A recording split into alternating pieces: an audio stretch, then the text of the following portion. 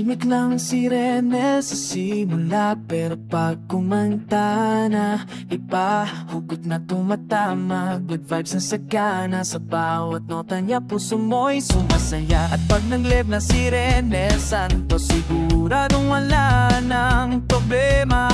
Pintes at Tenel nandyan na sa eksena, makukulit pero tunay ang samahan.